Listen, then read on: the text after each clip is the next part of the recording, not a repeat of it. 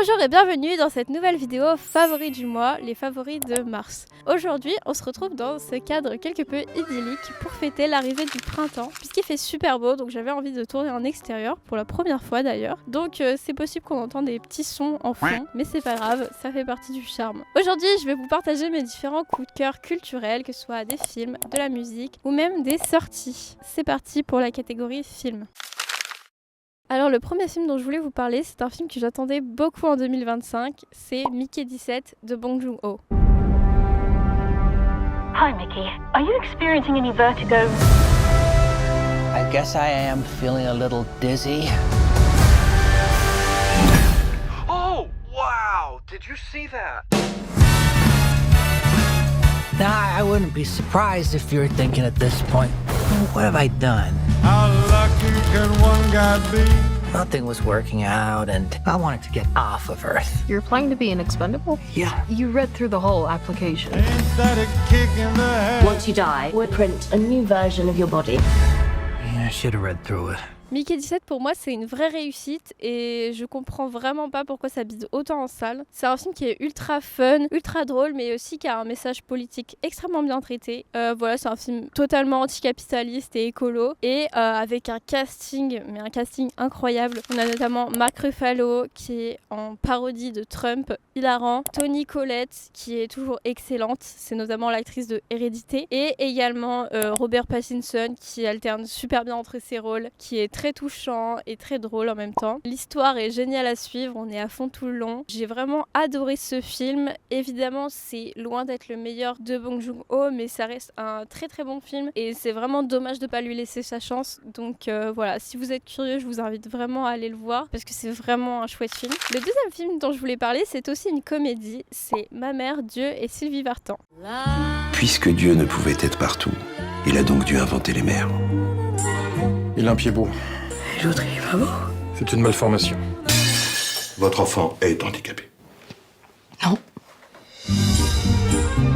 Son premier jour d'école, il ira tout seul en marchant. Je te donne ma vie.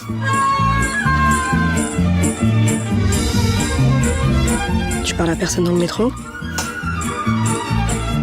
Alors, Ma mère Dieu et Sylvie Vartan, c'est un film franco-canadien, je crois, franco-québécois, avec Leila Bekti et Jonathan Cohen dans les rôles principaux. J'ai trouvé que c'était un très très beau film, très touchant, assez drôle. Moi, ce que j'ai beaucoup aimé dans ce film, c'est notamment Leila Bekti, qui est vraiment très très bonne dans son rôle. Ce qui est très intéressant dans ce film, c'est qu'on suit un personnage de son enfance à l'âge adulte. Et du coup, c'est assez chouette de voir vraiment l'évolution des personnages dans le temps. Voilà, notamment Leila Bekti, elle vieillit, elle a un maquillage qui la vieillit, etc. C'est assez bien fait. Le seul truc qui est mal fait dans ce film, c'est qu'à un moment, il y a une scène en deepfake qui est catastrophique, mais bon, bref, c'est pas grave. À part ça, tout est bien fait. La mise en scène, elle est vraiment super chouette, assez créative. Bon, la caméra a coupé parce qu'elle a surchauffé. Ça fait 3 fois que je répète les mêmes trucs en boucle. Je suis en train de péter un plomb.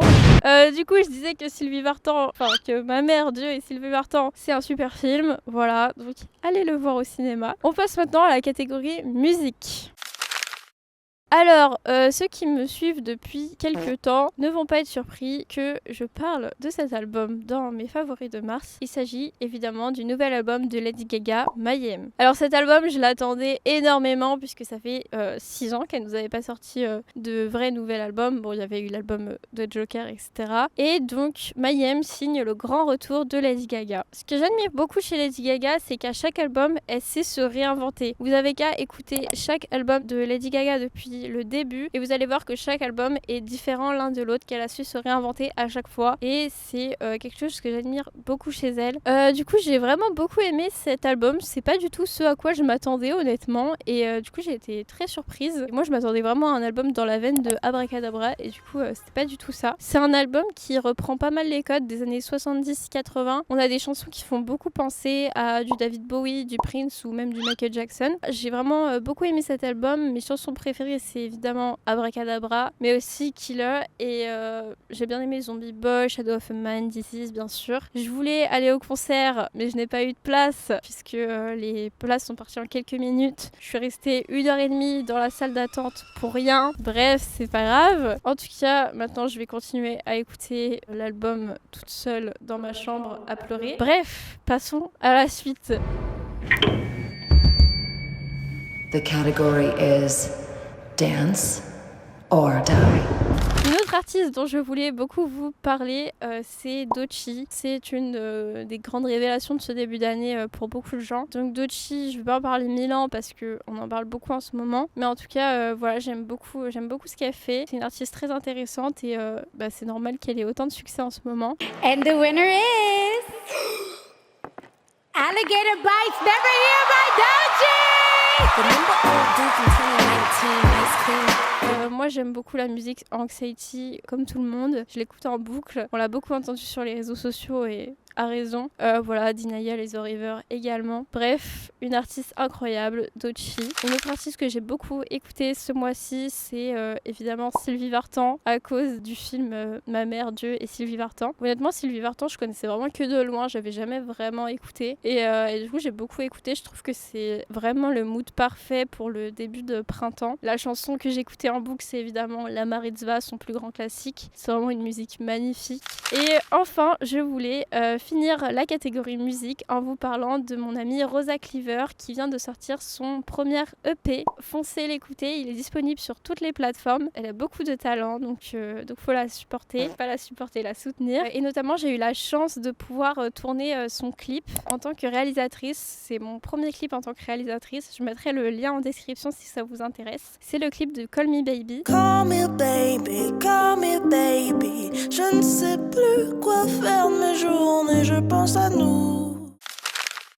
Pour finir cette vidéo, la dernière chose dont je voulais vous parler, c'est une sortie. C'est la première fois que je parle d'une sortie sur mes favoris, donc voilà. Cette idée de sortie, c'est l'exposition Louvre Couture qui est au Louvre à Paris. Alors l'expo Louvre Couture, c'est accessible avec un billet normal du Louvre jusqu'au 21 juillet 2025. Donc vraiment, foncez la voir tant qu'elle est là parce que c'est une excellente exposition. Je vous rappelle que pour les moins de 25 ans, le Louvre c'est gratuit, donc profitez-en et sinon je crois qu'un billet c'est 22 €. Également, je vous conseille, si vous voulez passer assez vite, de prendre vos billets en ligne avant et comme ça vous ferez pas trop la queue parce que si vous les prenez direct au Louvre, vous allez grave faire la queue. Donc Louvre Couture, c'est quoi? C'est 65 silhouettes et une trentaine d'accessoires des plus grands créateurs de mode qui sont exposés parmi le département des objets d'art. Donc on a du Chanel, du Dior, du Alexander McQueen. C'est vraiment une belle occasion de voir ces pièces en vrai. Voilà, moi j'ai vraiment adoré cette exposition.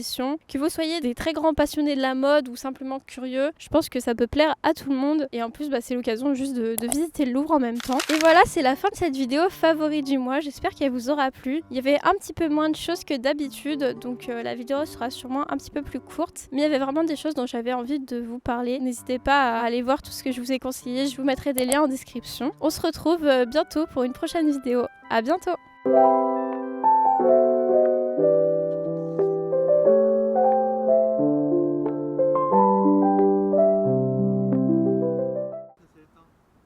Et complètement? Là, je crois, ouais. C'est une blague?